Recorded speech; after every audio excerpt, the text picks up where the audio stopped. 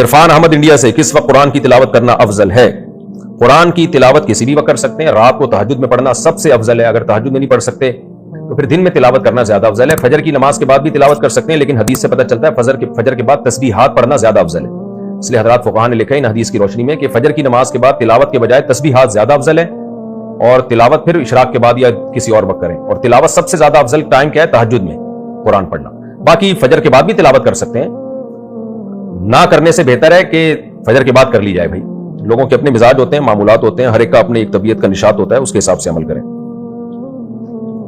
شبانہ صاحبہ انڈیا سے، ہمارے یہاں سب کے گھروں میں شب برات میں قرآن خوانی ہوتی ہے، تو کیا ہم وہاں قرآن پڑھنے جا سکتے ہیں یا ان کو پڑھا ہوا پارا دے سکتے ہیں؟ اور اگر کسی کے گھر سے کوئی مٹھائی حلوہ وغیرہ آ جائے تو کیا وہ کھانا جائز ہے؟ ان کو واپس کر دیں؟ نہیں بھائی، شب برات کو منانا جائز نہیں ہے۔ شب برات میں اگر کسی نے عبادت کرنی ہے تو انڈیویجولی اپنے گھر میں نوافل پڑھے، بس بہت زیادہ ہوا تو مسجد میں جا کے پڑھ لے۔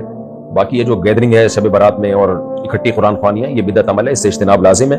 باقی مٹھائی وغیرہ آ جائے تو مٹھائی کھانے سے تو موٹے ہو جائیں گے، حدیث میں آتا ہے، بخاری کی حدیث ہے، جس کا مفہوم اپنے الفاظ میں بیان کر رہا ہوں کہ اس امت میں جو سب سے پہلی خرابی آئے گی نا، جھوٹ اور موٹاپا، یہ سب سے پہلی خرابی آئے گی اس امت میں۔ نبی نے فرمایا سب سے بہترین میرا زمانہ، پھر اس کے بعد والا، پھر اس کے بعد والا، اس کے بعد جھوٹ بھی پھیلے گا اور موٹاپا بھی پھیلے گا۔ تو مٹھائی سے موٹاپا آتا ہے اور بڑے مسائل ہوتے ہیں، تو مٹھائی چاہے شب برات کی ہو یا شادی بیاہ کی ہو، حتی الامکان اس سے اوائڈ کریں۔